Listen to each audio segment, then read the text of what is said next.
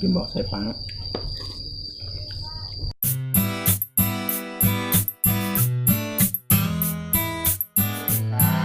วันเมื่อไหร่มาทมยาขาวเขาในรายการไตโมเดลชแนลในขนมตอนแต่วันเมื่อไหร่ขาวเขาจะมาให้ตั้งกินไตอันนี้ชื่อว่าเขาแลมฟื้นในขนมอ๋อค่ะเมื่อได้ปีหมองกอมตั้นในขนมมีนาการไว้แล้วก็เต็มมีคากับปีหนุ่มนะคะเต็มไม่เฮ็ดปานันเกแต่ก็ได้เสียติดตามตั้งในช่องของเฮาเลยด้วยกันนะคะ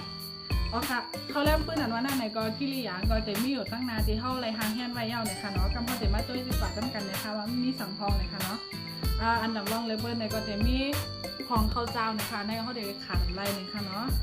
เต็มมีมะเขือส้มผักกีมิ้นถั่วลีนโคง่าโคมีขิงอันนี้หมักพาหมักพริกโคแล้วก็เนี่ยเดี๋ยวเป็นผักที่เขาจะไล่ใส่ลงกับเจ้ามันดีในเขาเริ่มพื้นเท่าไหร่ค่ะเป็นผักกาดลุ่มเลยค่ะวันเมื่อเนี่ยก็เท่าไรเฮ็ดไม่เอาไหนค่ะเนาะที่เป็นเขาเริ่มพื้นเท่าที่มันเข้มแล้วบ้างไหนค่ะแต่ว่าในการเฮ็ดเขาเริ่มพื้นแน่นะคะเนาะมันแต่เลยเอาไว้ข้าวตั้งมันถึงเนี่ยค่ะกว่ามันตีแข็งโซ่เนี่ยค่ะเนาะเขาก็เลยเมื่อในไรเฮ็ดมาไหวในเฮ็ดไปแต่เมื่อคำว่านะคะแต่ว่าเมื่อในเขาก็แต่เลยมาเฮ็ดลอกลายเฮ็ดมันเหนียวพี่น้องเขาอยู่นะคะกำเข้ากัดด้วยจำกันค่ะวันตั้งสุดไหนเขาแต่เลยมาดีหุงเขาไหนค่ะเนาะเขาไหนแป้งข้าวเจ้าคณะเขาเด็ดตีราดกับเมื่อไก่ค่ะเนาะแป้งข้าวเจ้า1 ปุนหรือว่า1 หวานในคณะ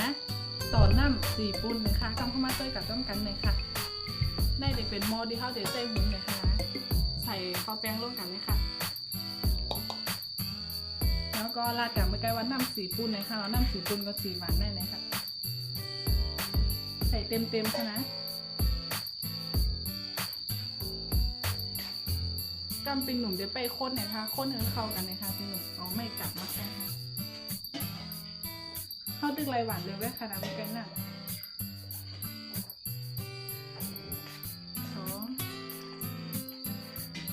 3แล้วก็หวานที่4เนี่ยใส่ไว้เกินด้วยค่ะก่อนนะกำเข้าจะได้มากดีเอาปูนมันนอกเลยค่ะใส่ไว้เกินหวานได้เลยค่ะแล้วก็เอามาทางเกินนี่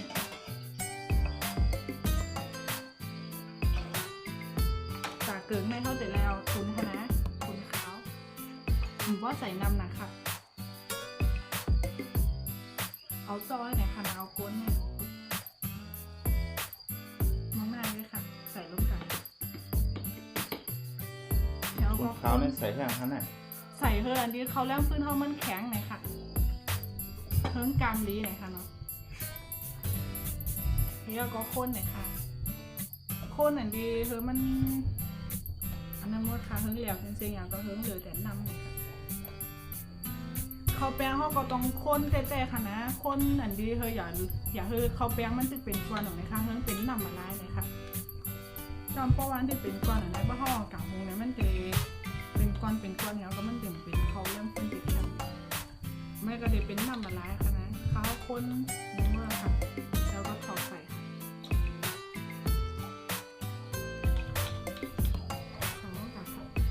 ก็จะเป็นข้าว1 ปุนขนม1 หวานต่อน้ำ4 หวานเลยค่ะร่วมเหมือนเป็นทุนมันเลยค่ะอ๋อค่ะแน่ก็เป็นน้ำละลายนะคะเนาะนี่อันดีเขาแป้งยังเป็นก้อนอยู่อย่างนะคะกำเขาแต่ละโยกกับตังเนาะก็ข้นติ๊กๆหน่อยค่ะนะข้นส่วนมันก็กามนี้เนี่ยค่ะไม่ได้ปีหนุ่มเขาก็จะเป็นข้นๆหน่อยค่ะ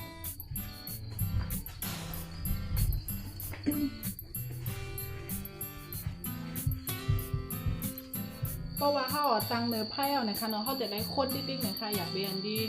เอาออกนะคะเนาะเพราะว่าเขาเอาออกเล่นอ่อนในก็เขามันจะแคมก้นเต็มแคมนะคะเขาจะได้ข้นนิดอันดีจนมันก็เป็นกามเป็นเขาเริ่มขึ้นเลยค่ะทำมาตัวอย่างจำกันทำไม่ได้ปีนเขาบอกเป็นข้น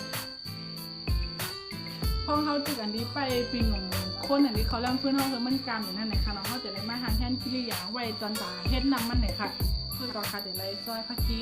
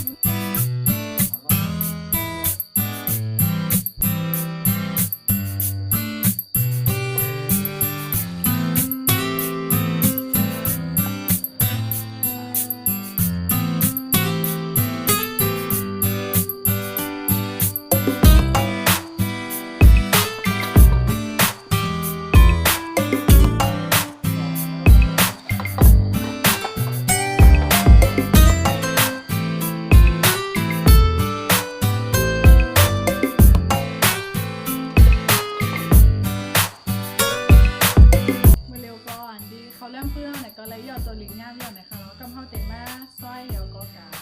ใส่กิริยาจำกันในคำแล้วนำเฮาก็ไล่ซุปแคมแล้วก็มาเต้นกัน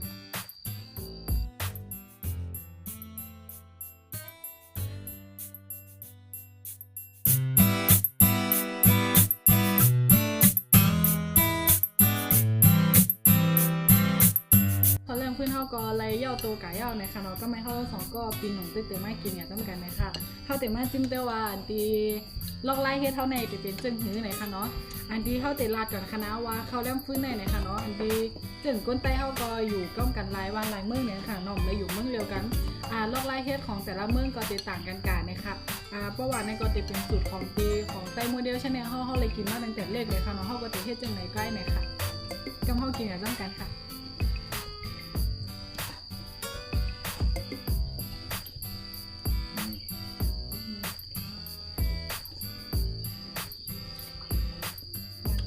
ทำได้เลยฮะกระดังพุ่นบางก็บนหมักผ้านะครับน้องก็จะมีใส่ตั้งแต่ส้มอีกนึงแต่บางก็บ่มหมักก็มีใส่ก็ได้นะคร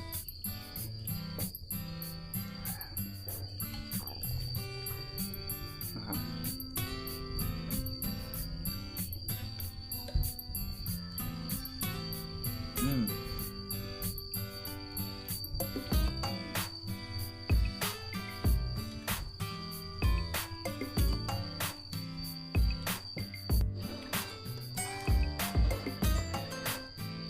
เอาค่ะสั่งมาพี่น้องเขาเจอใจคลิปวิดีโอเขาแรงพื้นข่าวเขานะครับเนาะก็ฝากพี่น้องเขาย้อนเจ๊กไลค์เจ๊กแชร์ปันตั้งเพจข่าวเขาไต้โมเดลชาแนลนั้นกันซับสไครป์ปันช่อง YouTube ข่าวเขา